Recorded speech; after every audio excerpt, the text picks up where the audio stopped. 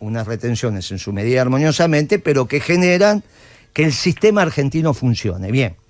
Y por el otro lado, lo que tenés que generar es un incremento en el nivel de actividad, que solo lo podés generar... Con el consumo.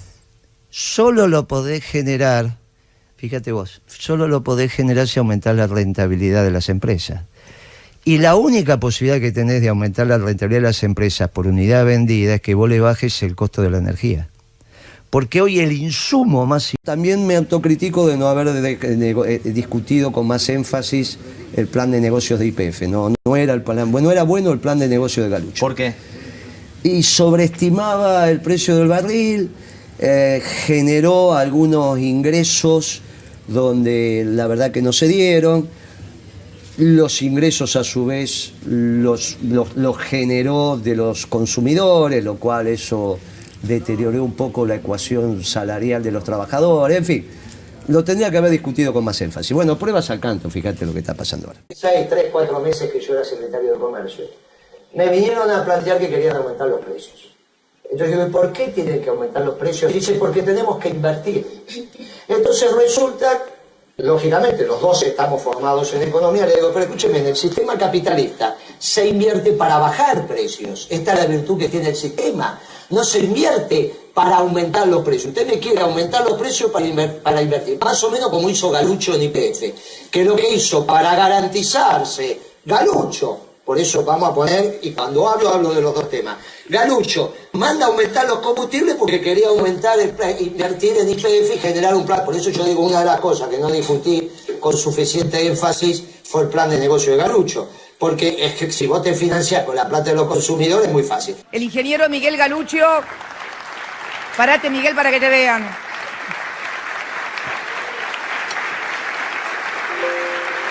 Veamos un resumen del extenso currículum de Galuccio. Currículum de Miguel Galuccio, gerente general de YPF. Miguel Galuccio es argentino y fue hasta el lunes 16 de abril de 2012 en Londres.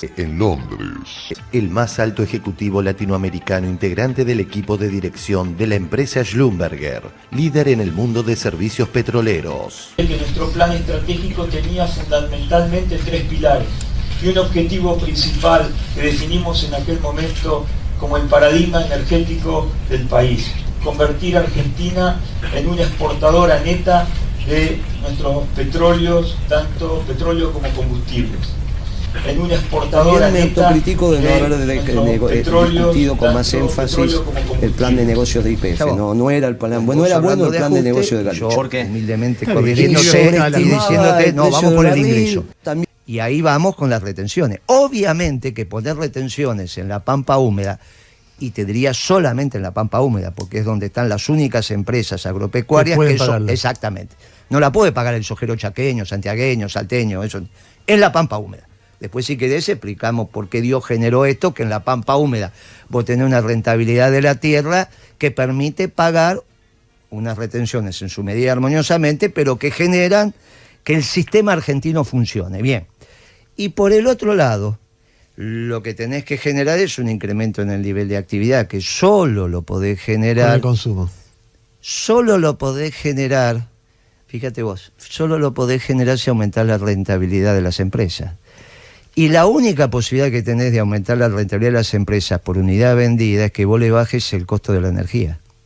Porque hoy el insumo más importante de las empresas es la energía.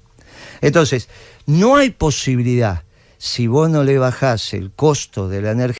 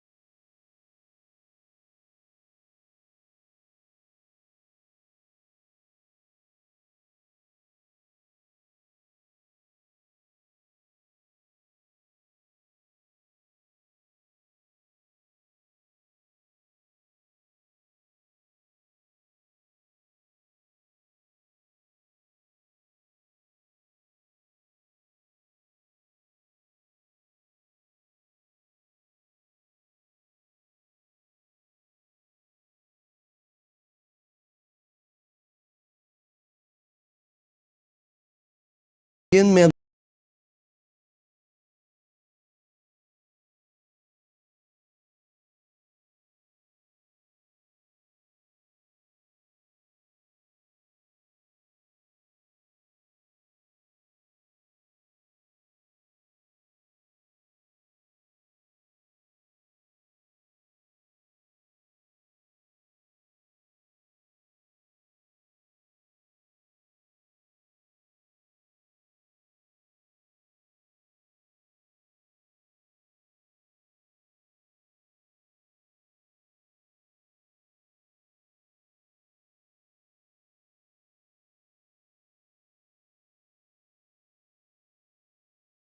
También me autocritico de no haber discutido con más énfasis el plan de... También me autocritico de no haber discutido con más énfasis el plan de...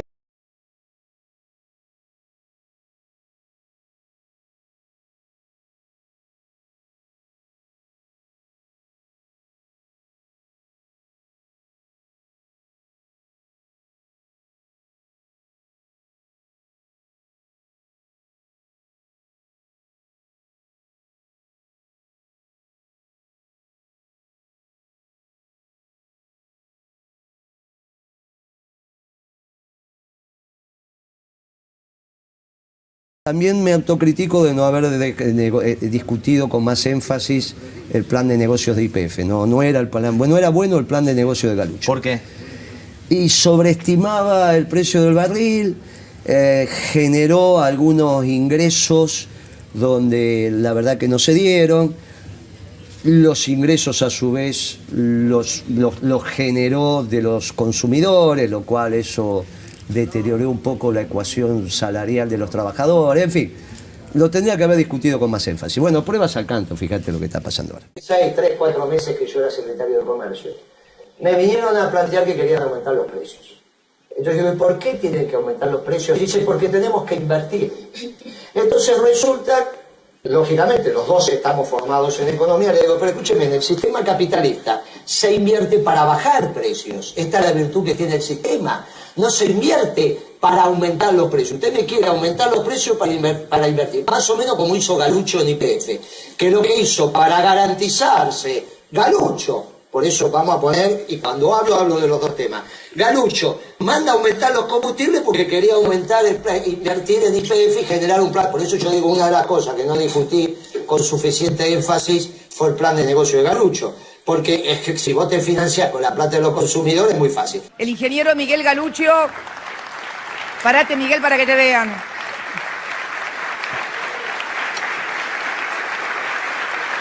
Veamos un resumen del extenso currículum de Galuccio. Currículum de Miguel Galuccio, gerente general de YPF. Miguel Galuccio es argentino y fue hasta el lunes 16 de abril de 2012 en Londres. El más alto ejecutivo latinoamericano integrante del equipo de dirección de la empresa Schlumberger, líder en el mundo de servicios petroleros. Que nuestro plan estratégico tenía fundamentalmente 3 pilares y un objetivo principal que definimos en aquel momento como el paradigma energético del país: convertir a Argentina en una exportadora neta de nuestros petróleos, tanto petróleo como combustibles. En una exportadora neta de nuestros petróleos, tanto petróleo como combustibles. Chavo, con vos hablando de ajuste y yo humildemente corrigiéndote y diciéndote, no, vamos por el ingreso. Y ahí vamos con las retenciones. Obviamente que poner retenciones en la pampa húmeda, y te diría solamente en la pampa húmeda, porque es donde están las únicas empresas agropecuarias que son, exactamente. No la puede pagar el sojero chaqueño, santiagueño, salteño, eso, en la pampa húmeda.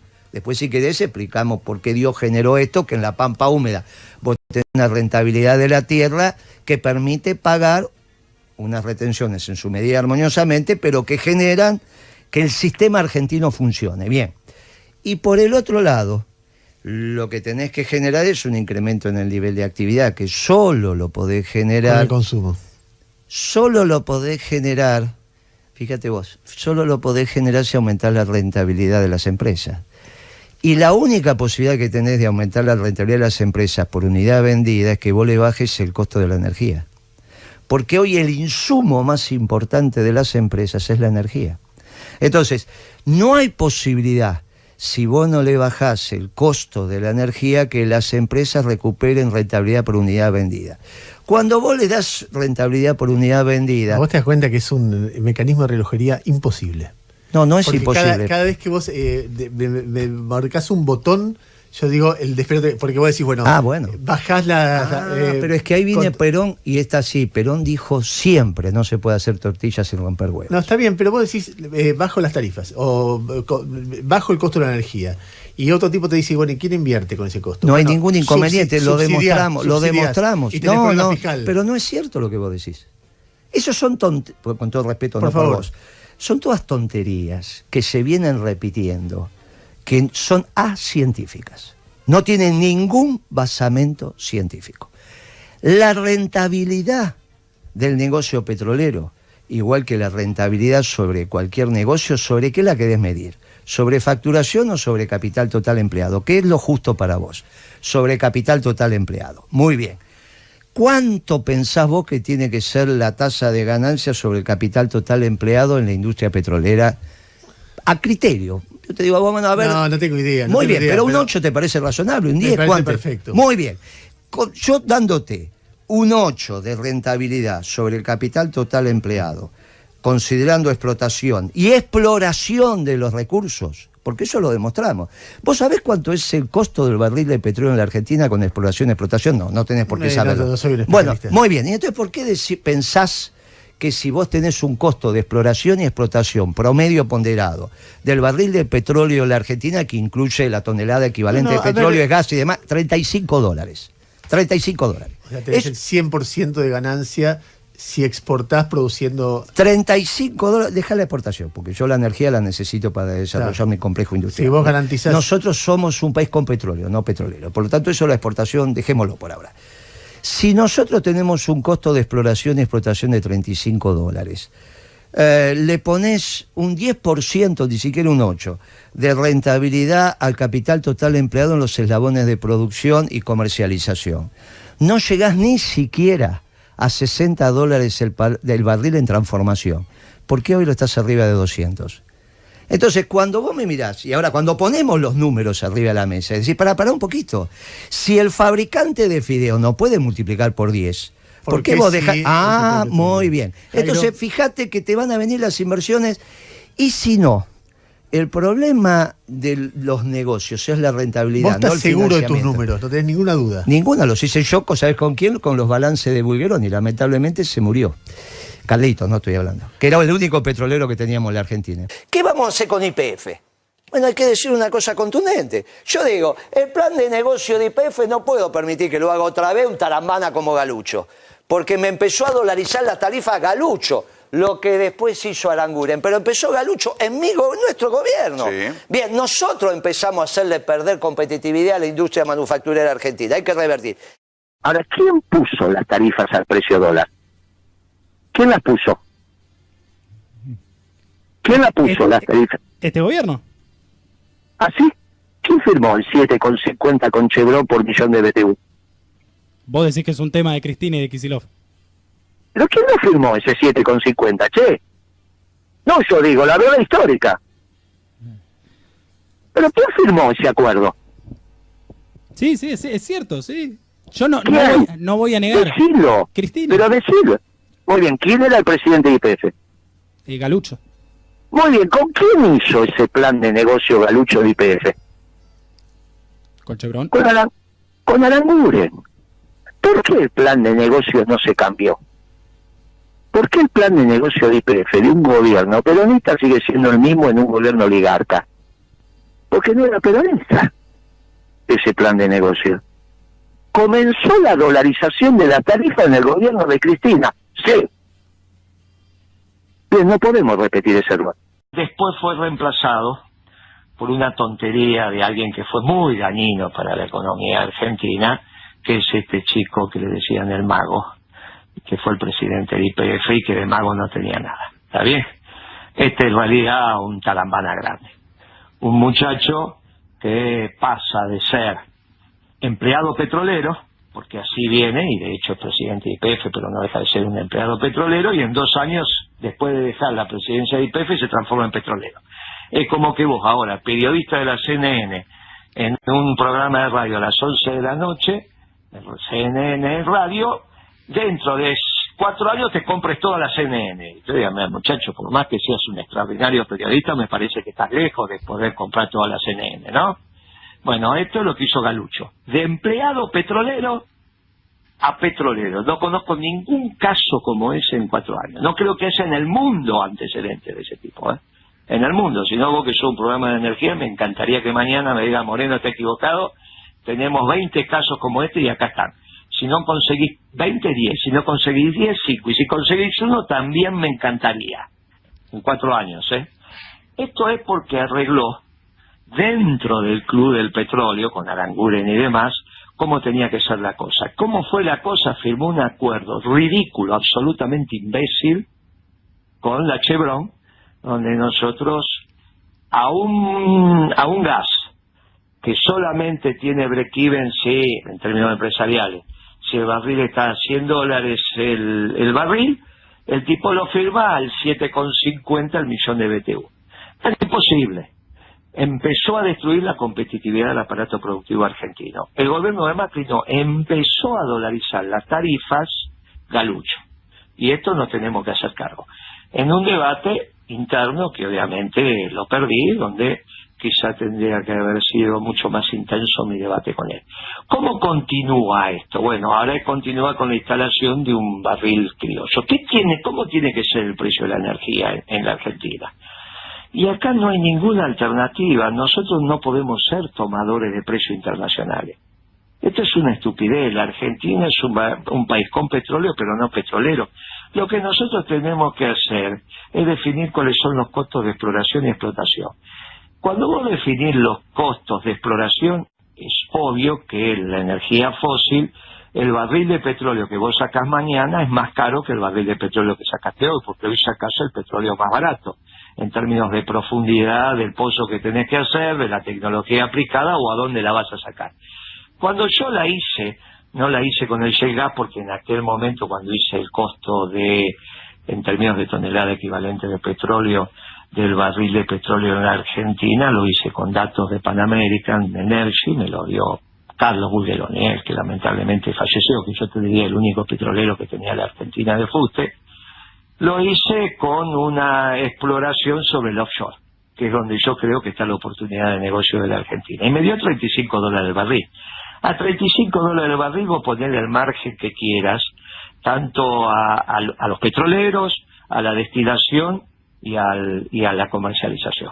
Poner el margen que quieras sobre el capital total instalado en valores mundiales y vas a llegar a un barril de 50 a $55 equivalente cuando vos ya llenás el tanque de nafta o de gasoil en la estación de servicio. Con lo cual esos son los costos de la energía en la Argentina para que vos puedas desarrollar tu complejo industrial. Y aislás el precio de tu energía de lo que pasa en el mundo. Después viene toda esa estupidez de los petroleros de quién pone la plata para extraer el barril de petróleo. ¿Y quién la va a poner? Los costos de exploración tienen que ser a fondo perdido por parte del Estado, porque para los de exploración, no los de explotación, los de exploración. Y obviamente después los recuperás cuando concesionás la zona. Y esto es así. Ahora, hay una alianza entre los petroleros, los banqueros y algunos marxistas imbéciles que piensan que la plata está antes que los negocios. Y yo digo, miren, los negocios existían por lo menos 2000 años antes de que se inventara el dinero y cualquier medio de pago. Esto es una tontería.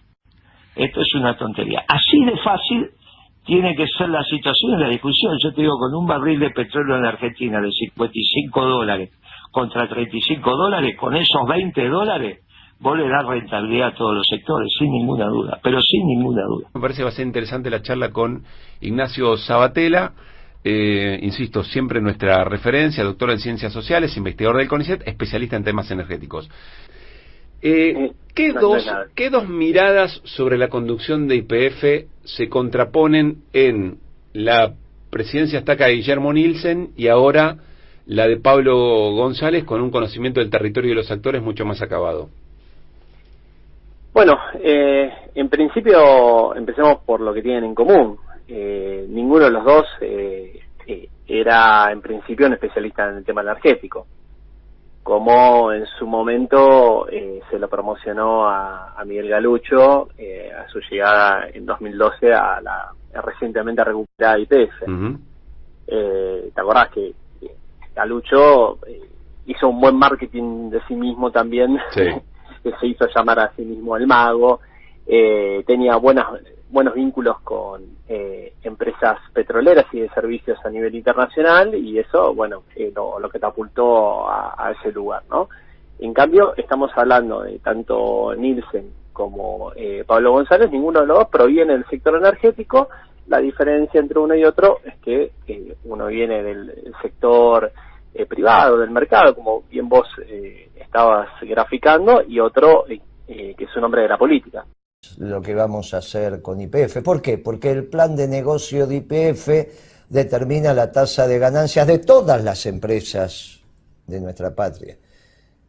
No es lo mismo tener el combustible a precios internacionales que tener el combustible por encima, como están hoy, de los precios internacionales.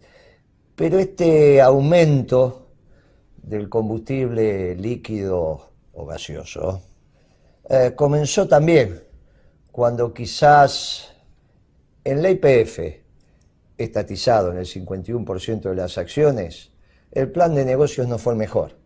El plan de negocios de Galuccio, que pasó de empleado petrolero a petrolero, ya empezó a deteriorar la competitividad de nuestro aparato productivo porque empezó a aumentar el precio de la energía. ¿Cómo se resuelve esto? Es muy sencillo.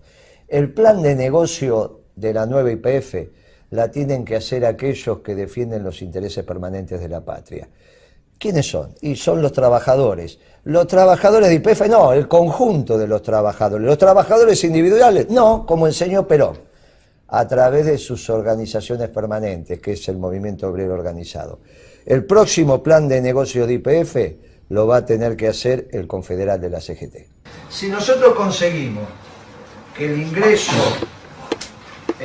total de los trabajadores sea sueldos y salarios más renta de propiedad, esto es renta de propiedad, los sindicatos trabajan acá, los sindicatos podrían administrar esto, pero no hay en ningún lugar una definición que diga que los trabajadores no pueden ser propietarios de los medios de producción. Eso de que es burguesía salarial es una visión marxista de la economía.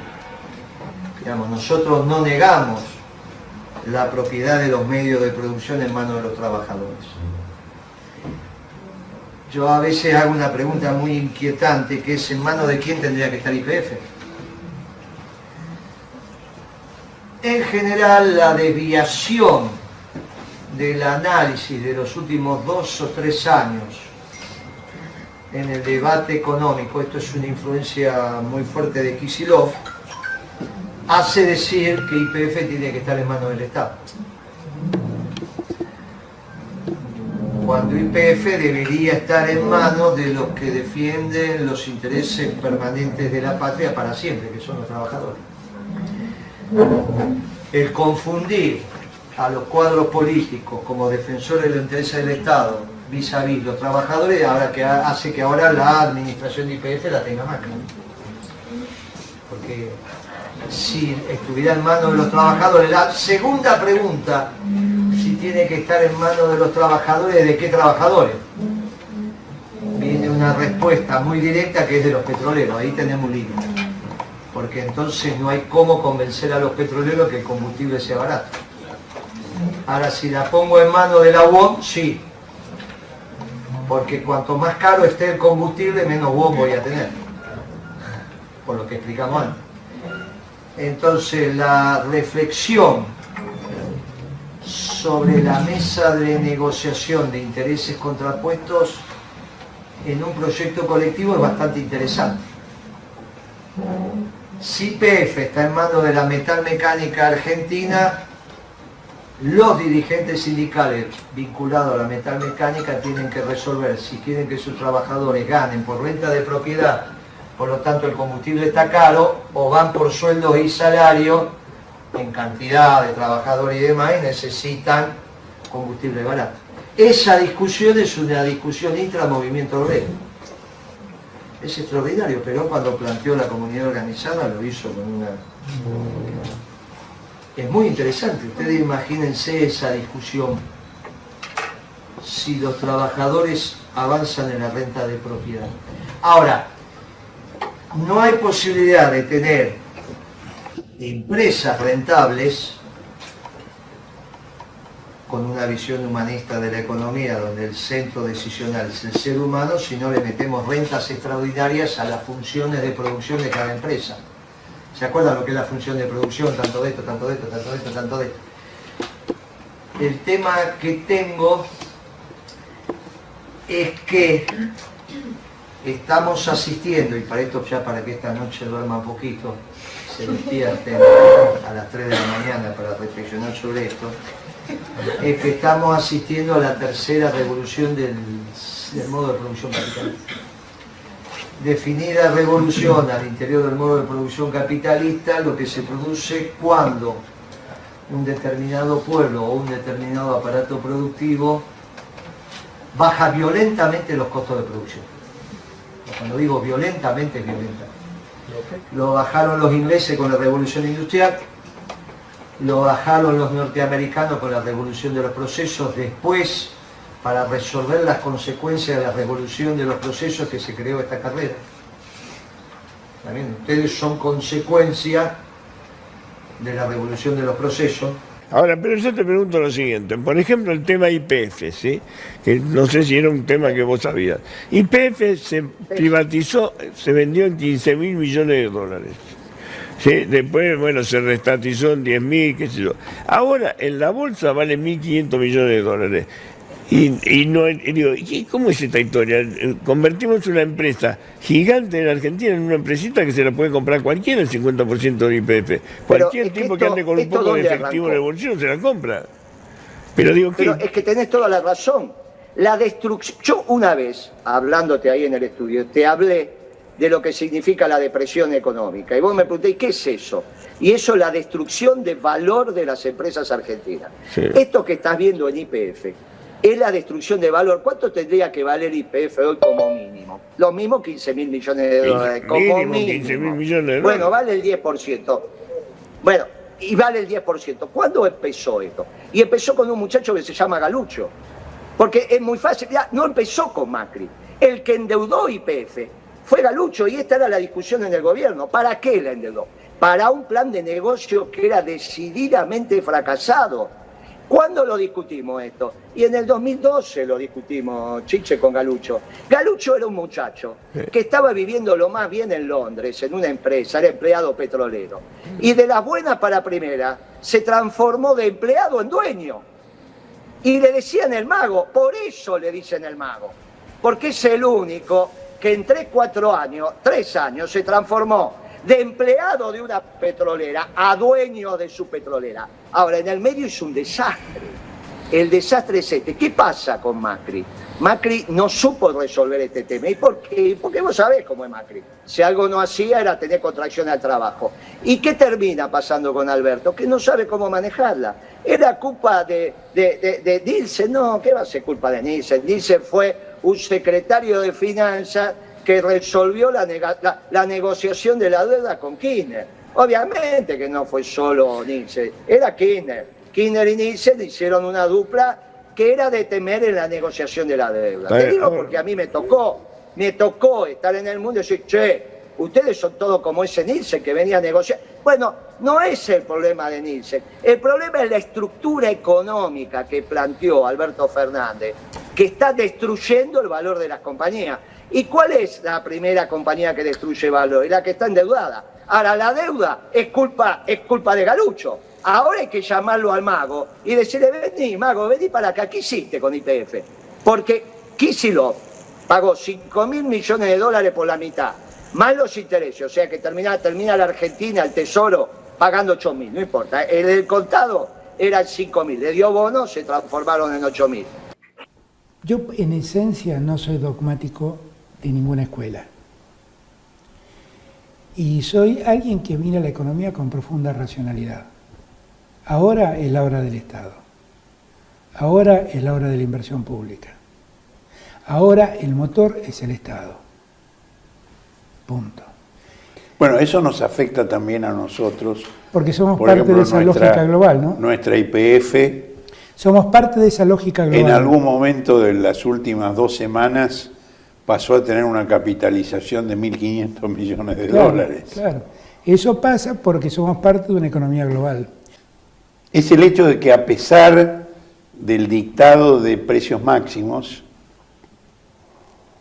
y a pesar de tu anuncio de que va a ser inflexible en ese sentido, hay un aumento impresionante del precio de los alimentos, y no en las grandes cadenas, sino en los negocios de cercanía. Así es. Y eso de alguna manera mina la autoridad presidencial, porque eso es así. Pues si voy a ser muy duro y... Eso es así. Bueno, eso es así. Nosotros lo que tenemos detectado es que ni en las productoras de alimentos, ni en los grandes supermercados, tenemos aumentos de precios. Ahora por la mitad. Y ahora vale 1.500 todas. Ahora yo te digo igual, y se lo digo a Kicillof, ojo que el gerente de finanzas de Galucho era un hombre de Kicillof. O sea que no se hagan los tontos tampoco ahora, ¿eh? Que no vengan ahora a explicar que no sé qué, que no sé acá. Muchachos, esto se discutió al interior del gobierno en el 2012. Y la decisión tomada, que fue aceptar la propuesta de Galucho y de Kicillof, fue equivocada. Y ahora se demuestra. Endeudaron la compañía para un plan de negocio que era malo. Y che, eso es lo que te explicó Galucho de Vaca Muerta. Eso es lo que explicó Galucho de Vaca Muerta. Sí. No es que era así. Y acá está la realidad. Eso es lo que explicó Galucho. Las discusiones del 2012 era si ibas por offshore, o sea, ibas al mar, o si ibas por el shale. Dijimos, bueno, 5.000 millones de dólares no van a valer porque son bonos. Van a valer menos. Entonces, lo que hemos establecido es un piso mínimo por debajo del cual Repsol recibe una cantidad adicional. O sea que al día que se realice la operación se va a medir cuánto están valiendo esos bonos y el gobierno argentino va a aportar hasta 1.000 millones de dólares más en bonos para alcanzar un valor de mercado de un máximo de 4.670. Yo entiendo que les moleste que esto se haya arreglado pacíficamente, tal como marcaba la ley, con un acuerdo mutuo y que además es beneficioso para Argentina, ¿no? Yo no les pago en efectivo, yo gobierno nacional, sino que les pagamos con bonos a 20 años algunos de ellos. Quiero referirme también a los empresarios argentinos en los cuales hemos puesto mucha confianza, mucho esfuerzo. Yo lo decía el otro día, miren, no saltar del petróleo a la yerba, pero muchas veces cuando uno toma decisiones para apoyar a los empresarios, para conformar un empresariado nacional, como tienen todos los grandes países del mundo, también necesitamos que entiendan la necesidad de comprometerse con los intereses del país. Yo el otro día cuando hablaba con el señor secretario, que espero que lo arregle esta semana, el precio de la yerba, porque no voy a aguantar que tenga un precio ridículo me hablan 30 y pico o 40 pesos el paquete de yerba. Sí, de todo. Cuando vos estás acá te tenés que ocupar del petróleo y de la yerba también. Porque, y las empresas y los mercados internos. El gobierno que hoy conduce la Argentina claramente es un gobierno que tiene no un problema con el Papa Francisco, sino que tiene un problema con Dios y un gobierno más antinacional, imposible. Imposible.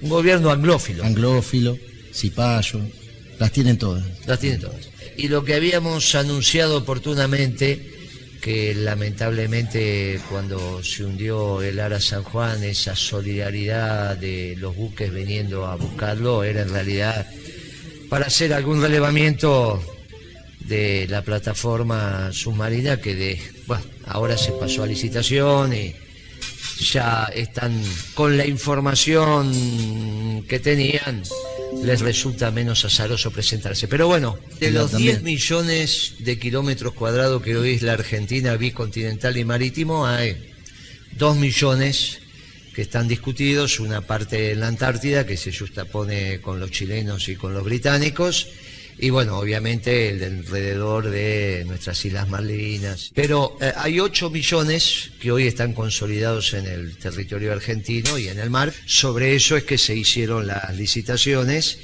para la exploración de las cuencas petrolíferas offshore. Entonces, cuanto más caro a nivel de la energía, vos tenés un precio más desvalorizado. Es muy simple. Por otra parte, si vos tenés precio de energía muy caro, se te encarece todo, absolutamente todo el espectro industrial y comercial.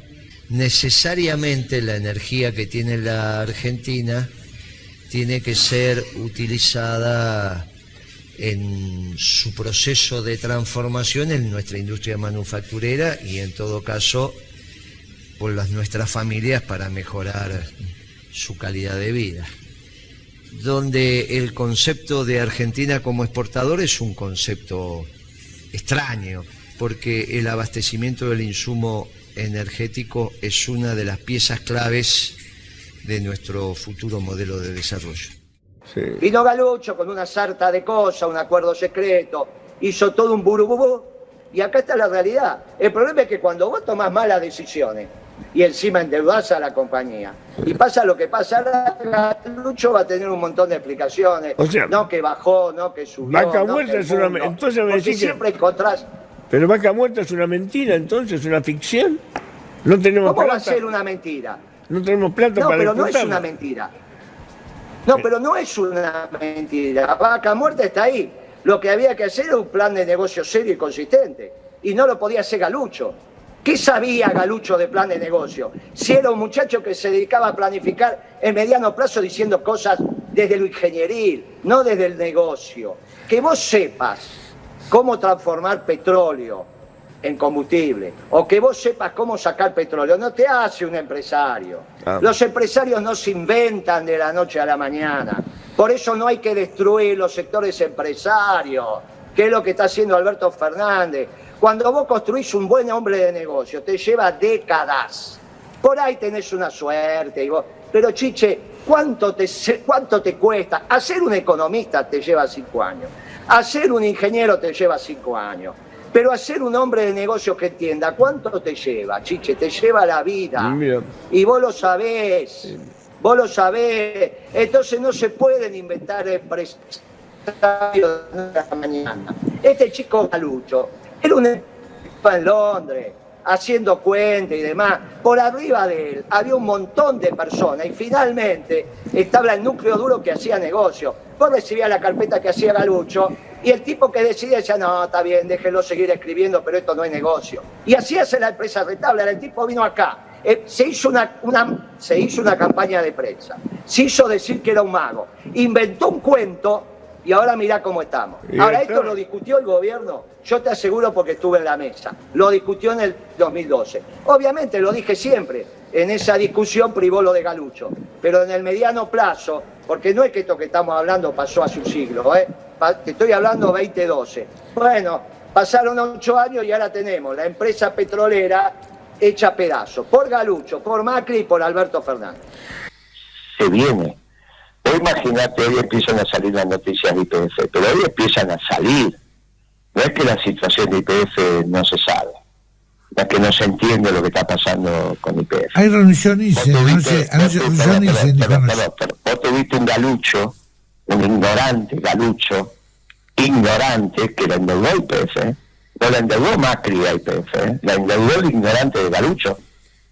Y la endeudó en esos 2 últimos años con Kicillof, ministro de Economía, donde Kicillof tenía el hombre que manejaba las finanzas de YPF. Entonces yo le pregunto a Galucho, ¿por qué endeudaron como endeudaron YPF? ¿Debido a qué? ¿Por qué necesidad?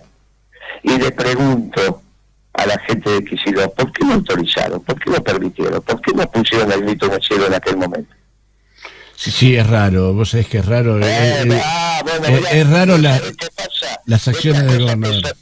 Sí, pero de estas cosas y el desarrollo económico. sin gobernabilidad no hay desarrollo económico. ¿Por qué? ¿Por qué? La propiedad de la empresa más importante de la Argentina va a estar en manos de una estructura política que hoy puede ser de un lado, mañana del otro. Por ejemplo, hasta que llegó Alberto Fernández, la administraba Macri. Y obviamente la administraba en función de los intereses. Por eso Perón fue muy sabio, no dijo que los intereses permanentes de la patria lo defienden los sectores políticos.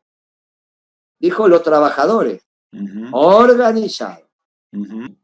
No es horizontal. Viste que Estados Unidos es un país horizontal. Sí, La Argentina es un país vertical. sí. Dios lo definió así. Sí. Lo que come un formoseño, cómo se viste un formoseño, cómo construye un formoseño, poco tiene que ver con los muchachos de Tierra del Fuego. Tiene nada que ver. Eso vos lo ves cuando tenés que administrar el conjunto de la nación. Dice, mirá, bueno, muy bien, entonces definamos una matriz energética que abastezca correctamente a Formosa y a Ushuaia. Bueno, en eso es una discusión que el precio es muy importante. Y entonces yo digo, pongámoslo en el confederal de la CGT. Pero aparte, mejoro enormemente la distribución del ingreso. Porque yo estoy seguro que YPF, en manos del movimiento obrero organizado, no va a priorizar la acumulación de capital y la distribución de dividendos. Va a tener que tener un plan de negocio que le permite invertir, pero en realidad la ganancia no va a ser el elemento ordenador de esa empresa, sino la generación de trabajo, sin que de pérdida, porque tampoco pasa a ser una empresa que no tiene que cumplir con su rol de ganar la plata suficiente para permitir su expansión, su desarrollo, su amortización, etcétera, etcétera. Fíjate vos que el modo de producción es capitalista, pero la distribución, como tiene que ver con que la propiedad de capital ya no es de una familia o de una clase social, sino de la única que reconoce el peronismo como identidad de la patria, que son los trabajadores, es capitalista, pero la distribución es justicialista. Todos los directores del área de Julio Devido, del Ministerio de Planificación, eran todos directores obreros, eran todos directores puestos por los sindicatos, sea Luz y Fuerza, sea el sindicato ferroviario, todas las empresas en donde participaban áreas de las 5 que manejábamos en el Ministerio de Planificación, eran todos directores obreros. Lamentablemente, cuando el ministro Kicillof asumió, eso cambió y puso un montón de burócratas. Muchos de ellos hoy son funcionarios de Midland o fueron funcionarios de Midland. Que para mí hoy es el poder hegemónico junto con Caputo del sector eléctrico y constituyen claramente la caja del macrismo. Y patio, comunidad, habitación, baño compartido y patio. Y eran felices. Y de ahí lo tenían que sacar y llevarlo a un monobloc donde le daban un departamento precioso, pero no había patio. Entonces, los veteranos, no la juventud peronista, nosotros, peinamos canas, no quería. Yo tengo mi comunidad con el patio, no me voy. Y entonces empezaron, y no me voy, porque aparte el sol sale por el sur. Y la cama, no sé qué me pasa. Y esa era la excusa. Claro, terminaban los edificios, tenían que hacerla, porque en eso son populares. Primero hacen el edificio, después mandan a la gente. No es que sacan a la gente y después vemos si hacemos el edificio. Hacen el edificio, más claro, pero en un monobloque, en ese edificio enorme, una casa da para el norte, una cama para el norte, otra para el sur, es lógico. Y entonces los chinos cortaron por lo sano, prohibieron el Feng Shui y se mudaron para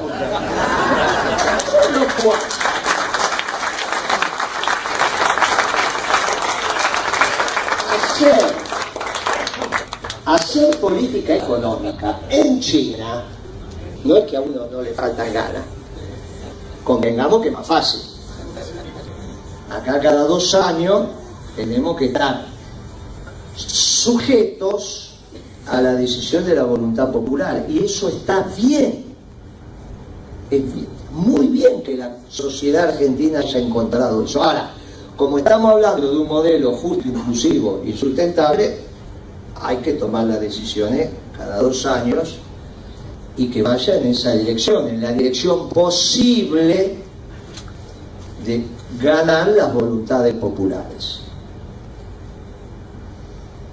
Está claro que nosotros necesitamos la utilización de energía fósil que compita con la energía norteamericana y al mismo precio. De movida tenemos que dividir por 3 el precio que arregló Galucho con Chevron, que no sé dónde está Galucho. Yo lo que sí sé, que si los trabajadores hubiesen sido dueños de YPF, no sé si elegíamos a Galucho. O sea que en el método decisional también es interesante la articulación de los libres. ¿Se entiende lo que digo?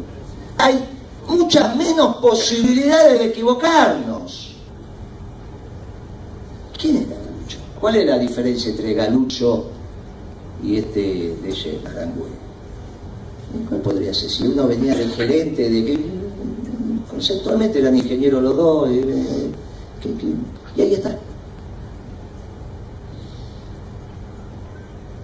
No solo tenemos ahora esos acuerdos firmados, sino que necesitamos la energía, por lo menos al precio de los norteamericanos, si no se nos va a hacer difícil hacer acero. Amigos, hay una condición de primer orden que es que ni China ni Europa tienen que tener energía barata para no competir con la ventaja competitiva que tiene Estados Unidos en términos de energía.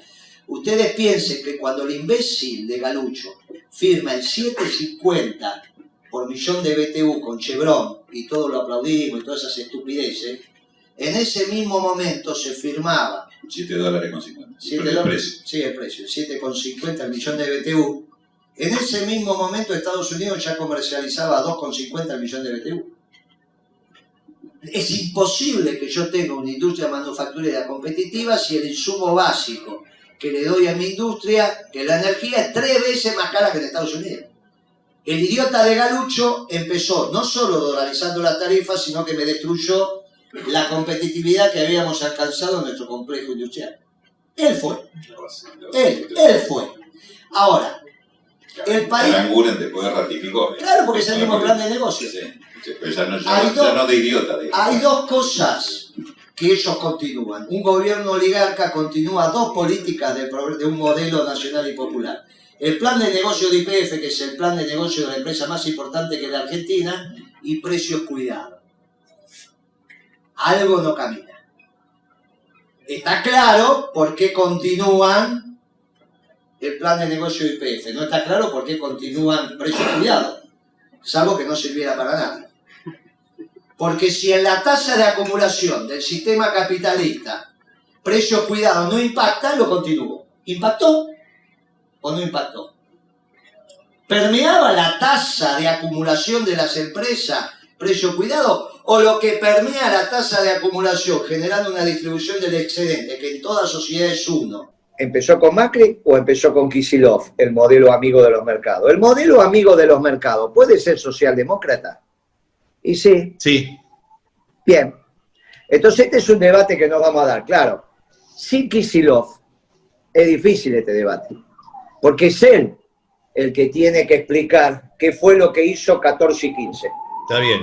Ni siquiera Cristina, ¿eh? Ni siquiera Cristina, porque el conocimiento económico de Cristina, muchacho, es abogada, Kicillof. Kicillof tiene que explicar. ¿Por qué arregló con el Club de París como arregló? En función de lo que le pidió el Club de París, no en función de la... ahí estuvo Lorenzino, que es un pibe de La Plata. ¿Te acordás de Lorenzino? Sí, me acuerdo. Bueno, ese estuvo ahí, ¿eh? Estuvo... El único externo de la Argentina que estuvo en esa negociación es Lorenzino. Él me la contó a mí. Yo no lo voy a contar porque no corresponde. Yo me encontré en Roma con él, pero es la verdad histórica. No digo que la cuente ahora, pero por ahí dentro de 30 años la puede contar. ¿Está bien? Sí, está bien. Yo lo valoro, está todo bien, pero a mí me la contaron, en mi despacho. No es que me enteré porque Bonelli, no. Por eso te estoy dando nombre y apellido. ¿Está clarito? Vos vas, lo buscás, está ahí, anda, ¿viste? Vos lo buscás y decís, che, Guille dijo esto, y lo tengo, y lo dijo en mi programa, en vivo, al aire, grabado, no sé cómo está esto, pero, ¿viste? Vos decís, mirá, ¿cómo fue eso? Contame. No, el secreto de Estado, listo. Perfecto. Bien. Le tenés que preguntar a Kicillof por qué se la dio una arriba de otra en bono a Brufau. Brufau se llevó el premio empresario del año en España cuando le clavó a Kicillof la mitad de YPF a 5.000 palos más interés. Estamos hablando dólares, ¿eh? Estamos hablando dólares. O sea, de la primera conversación donde Kicillof dijo no vamos a pagar nada en el Senado porque hay pasivos ambientales, ¿te acordás? Sí. Terminó poniendo cerca de 8.000 palos con los intereses incluidos.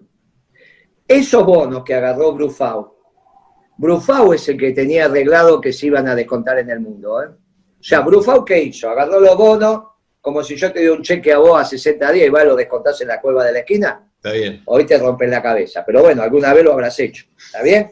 Bueno, Brufau agarró los bonos, se los llevó al mercado internacional y le dieron la plata.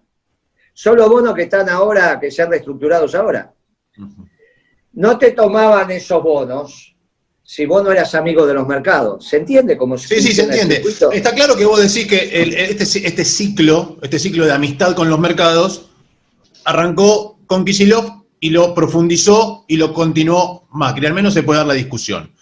Pero está claro que nosotros venimos de 4 años en donde la Argentina estuvo bajo el liderazgo de gente que representó, como vos siempre dijiste, a un sector muy poderoso de la Argentina, que son las 1.000 familias, y que sea gestionado para ellos. A las claras quedó, el país prendido fuego, se fueron en primera vuelta. Pero pasó lo que pasó. O sea, para mí tendría que haber, yo como votante del peronismo que soy, yo voté a Alberto Fernández.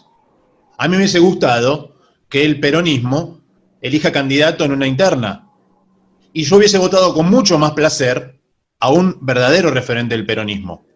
¿Se entiende lo que quiero decir? A partir de eso, yo hubiese deseado que se diga el 11 de diciembre, muchachos, el estado de situación es calamitoso.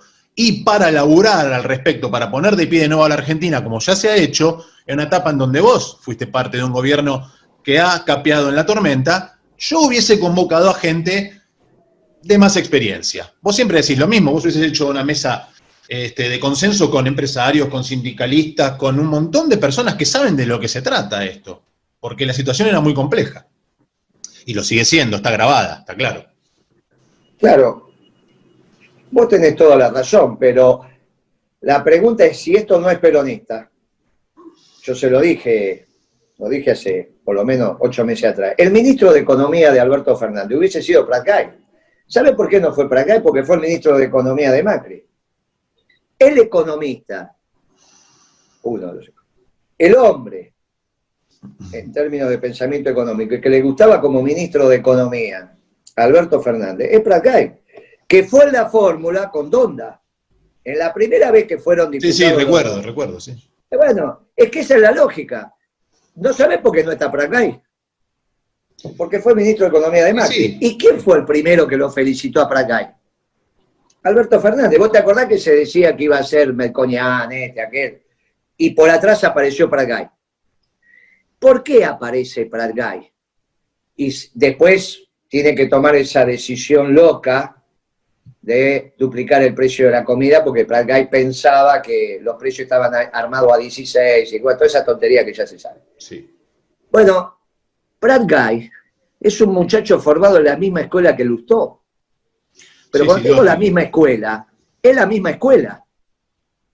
Es en Inglaterra. Pero ¿sabí que se formó ahí también? Costas, el brazo derecho de Kicillof. Augusto Costa. Augusto Costa. Pero escúchame, los conozco a todos. Sí, lógico, me imagino. El problema es si hablamos de verdad o seguimos haciendo fulbito. Vos siempre, por eso yo te digo a vos, perdóname, Guillermo, yo siempre por eso te digo a vos que vos resistís archivos, porque vos esto que me estás diciendo ahora a mí, en el 2020, Lo empezaste a decir inmediatamente. O sea, vos te fuiste adelantando, fuiste contemporáneo de las cosas que hoy sostenés. Ejemplo, a los 2 días, 3 días que Macri empezó a tomar esas decisiones para favorecer a los de siempre, vos dijiste, esto es un gobierno oligárquico, esto va a ser un desastre, esto va a fracasar, por acá, por acá, por acá, por acá, y se dio.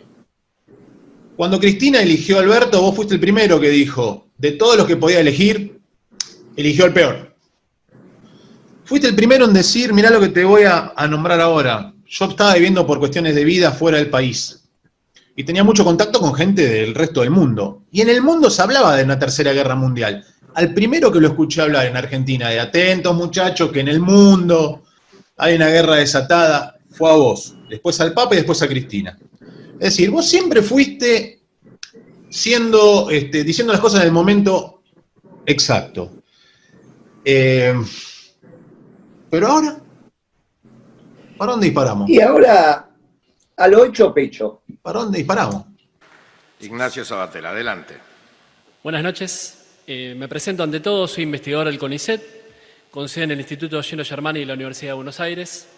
En calidad de investigador, justamente voy a justificar mi oposición al nuevo sendero de precios del gas en PIST propuesto por el Ministerio de Energía. Considero que no es gradual ni razonable, no es consistente y representa una grave amenaza para la economía nacional y para la calidad de vida de la población. No es gradual ni razonable porque el sector residencial pagará en promedio $3,78 por millón de BTU en abril del año que viene, en el comienzo del otoño, y antes de que se concrete la suba salarial de la mayor parte de los gremios. Se trata de un aumento del 193% en dólares que los trabajadores deberán afrontar con sus ingresos actuales, transfiriendo a su vez al menos $800 millones el primer año de aplicación de este tarifazo a las petroleras que operan en Argentina. Peor aún, como se plantea una dolarización del precio del PIST, se trata de un incremento del 245% en pesos, teniendo en cuenta el tipo de cambio establecido en el presupuesto 2017. A fines de 2019 se prevé alcanzar un precio de $6,78 por millón de BTU, un aumento del 425% en dólares y nada menos que del 712% en pesos, si tenemos en cuenta el tipo de cambio de 23,5 previsto por Pratt Gay de no mediar una nueva mega devaluación. Además, este nuevo sendero es inconsistente, porque fija una meta final de 6,78 en función de la paridad de importación del gas natural licuado en 2017. ¿Qué pasaría en caso de que el gas natural licuado retome un precio de $17 como supo tener hace un par de años atrás? Las petroleras, como es de esperar, volverán a correr el arco y a exigir un precio local aún mayor. Así es la lógica de las petroleras que operan en Argentina. Que el precio del GNL se mantenga o retome la senda alcista depende de factores totalmente ajenos a la planificación energética nacional y recordemos que está aún vigente la Ley de Soberanía Hidrocarburífera que justamente plantea la soberanía en función del logro del autoabastecimiento. Para ir cerrando, el gas no es un commodity. A nivel internacional no existe un precio de referencia, ya que solo un tercio se comercializa como GNL y los otros 2 tercios se siguen transportando vía gasoductos transfronterizos, con una diversidad de precios regionales. A nivel local, el gas es un bien natural, por un lado estratégico para el sector industrial y de transporte, y por otro lado socialmente necesario para el sector residencial, comercial y entidades sin fines de lucro que lo utilizan para la calefacción y la cocción. Por esta razón, considero que el precio del gas debe permanecer regulado por el Estado en función de la dinámica interna y con una YPF cada vez más fuerte que sea protagonista del mercado de hidrocarburos. La dolarización y la paridad de importación del precio es entender al gas como un commodity, representando una grave amenaza para la industria nacional y a la calidad de vida de la población.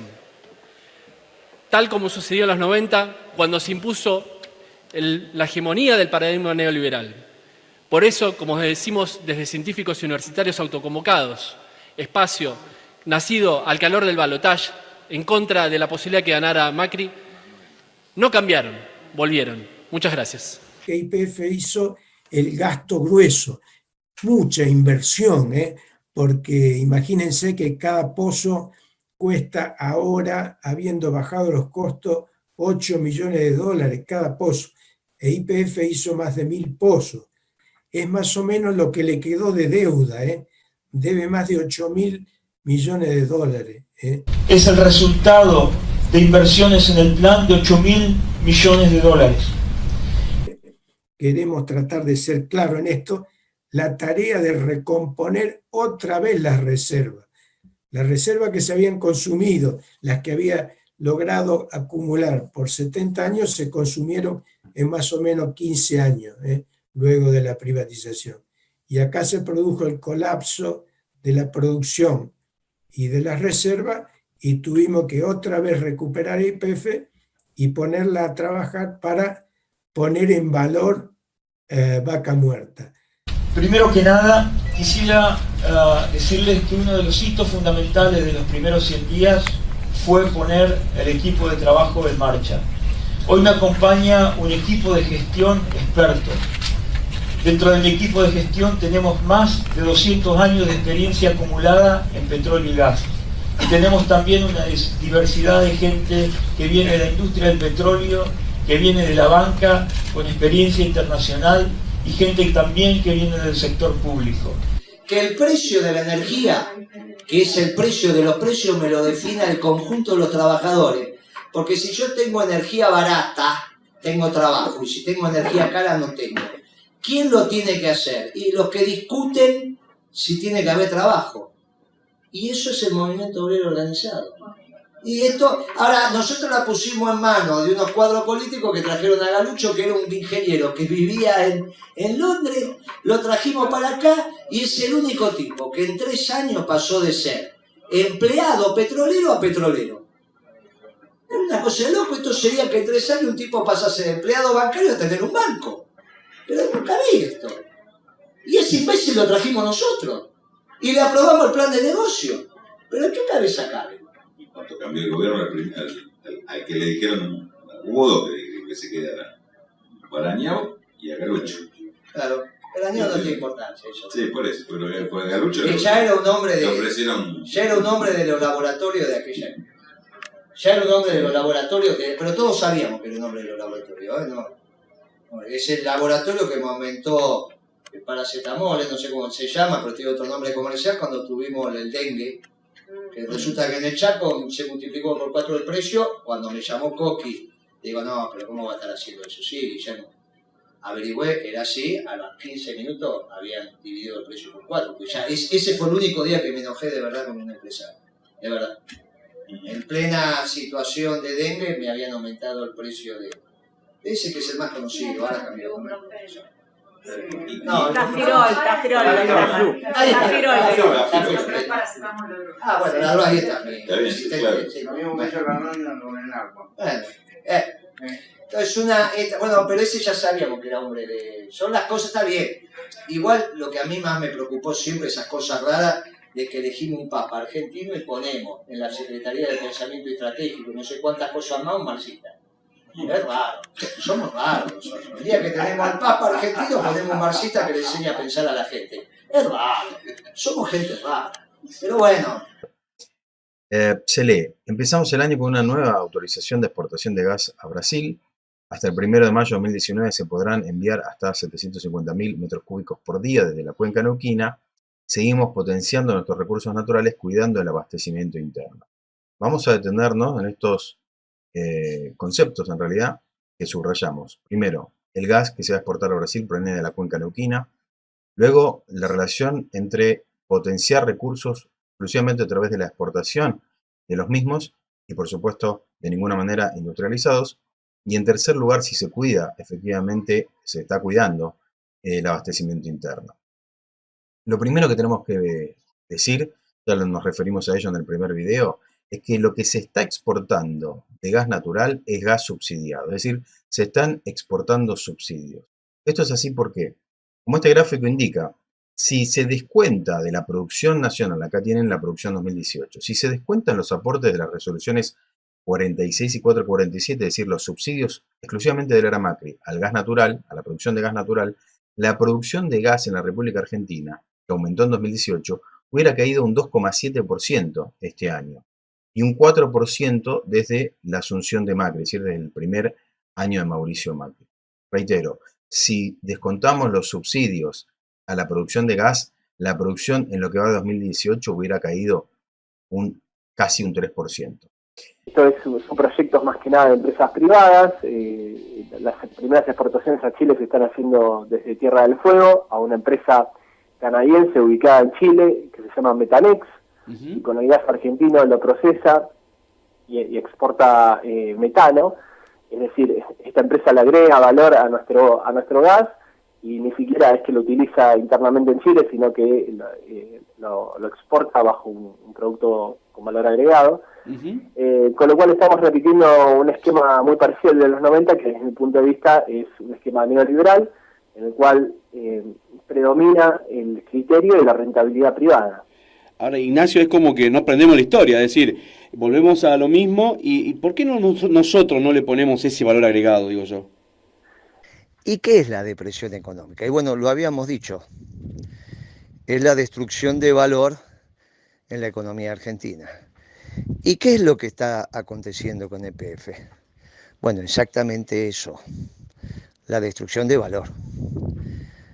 Una compañía que hoy, como mínimo, tenía que tener una capitalización bursátil de 15.000 millones de dólares, está en el 10% de ese valor. Claro, solo YPF, y no. Eso empieza a pasar con el conjunto del patrimonio argentino. Naturalmente la capitalización bursátil de las compañías expresa eso en un esquema muy particular, que es el mercado de capitales, sea el local, sea el internacional. Pero y entonces estamos en un lío muy grande. ¿Y esto a qué se debe específicamente? Bueno, a que la empresa tiene una deuda de 6.000 millones de dólares que no está en condiciones de cumplir, de honrar. Pero ¿cómo? ¿Una petrolera no está en condiciones de pagar su deuda? No está en condiciones de pagar su deuda. ¿Y cuándo se endeudó? Y se endeudó en la época de la gestión de Galucho. ¿Y por qué lo hicieron? Y bueno, se suponía que lo hacía para financiar su plan de negocios. Pero tanto, y bueno, ahí viene el problema, y encima un plan de negocios fallido. Entonces, un endeudamiento enorme sobre un plan de negocios incorrecto da como resultado que la petrolera argentina, hoy, con todos sus yacimientos, potencialidades, recursos humanos, edificios, mercado, vale 1.500 millones de dólares. Claro, para nosotros parecería que eso es una enormidad de plata, pero de ninguna manera. De ninguna manera. Imagínense que cuando Kicillof decide comprar la mitad de YPF a Repsol, que era lo que Repsol tenía, le vende el 51% de las acciones, el otro 49% cotiza como toda empresa de oferta pública, en este caso en el mercado de Nueva York, paga 5.000 millones, valor presente neto, como le dio bonos a futuro, el Tesoro va a terminar pagando con los intereses implícitos en esos bonos a largo plazo cerca de 8.000, por la mitad de la compañía, 51%. Y ahora vale 1.500 toda la compañía. Bueno, estos desórdenes que se producen van indicando cómo estamos. Cuesta el barril de petróleo en la Argentina. Nosotros hace con Galucho más o menos 7 años que YPF pasó ¿Cuánto cuesta el barril de petróleo? ¿No es una vergüenza que Galucho no te lo haya dicho? Galucho fue años presidente de YPF. ¿No es una vergüenza que el actual YPF no te diga cuál es el costo del barril de petróleo? Bueno, la verdad es que hubo toda una discusión en boca de pozo, en dólares, no en dólares, ¿te acuerdas? Discusión. No, pero claro. Hacerlo en moneda dura. Los cálculos son cálculos. Pero ¿cómo es el otro? El valor es internacional, tiene razón. No, el precio, el costo argentino. El costo argentino. Muy bien. En función del costo del barril de petróleo, poneme el precio de las tarifas, porque finalmente, sean electrones o moléculas, hay unas máquinas que se llaman generadores que te intercambian. Ponés moléculas por acá, salen electrones por el otro lado. También ponés combustible en el generador y del otro lado te sale electricidad, salen electrones. Bueno, perfecto. Toda la matriz energética argentina la podés llevar a costo y poner una ganancia justa y razonable para las empresas. Ahora, el gobierno no hace eso. El gobierno lo que hace es pelearse con los jubilados, con los trabajadores. Yo digo que hay que resolver el déficit fiscal, pero apunto a los terratenientes de la paz. Ah, bueno, sí, yo sé. Yo con esta plata y a su vez poniéndote la energía, no al costo, con una ganancia justa y razonable. Ahora, si el barril de petróleo es $35 en la Argentina, porque los costos lo hice yo, con amortización del petróleo vendido, no lo hice porque en ese momento no estaban los números en el shale gas, pero te lo hice con el offshore, o sea que más o menos andamos por ahí. Bueno, no me vendas después la conversión, porque obviamente que vos petróleo no usás nafta, gasoil, etc.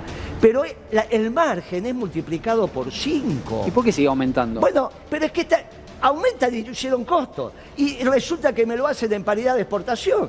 ¿Por qué no traen un técnico en energía y le dicen, muchachos, ¿cuánto es el costo? Déjense de bromar. Claro. ¿Por qué me seguís aumentando? Los aumentos solo son justificados si están en relación a los costos. Los petroleros no te presentan un estudio de costos.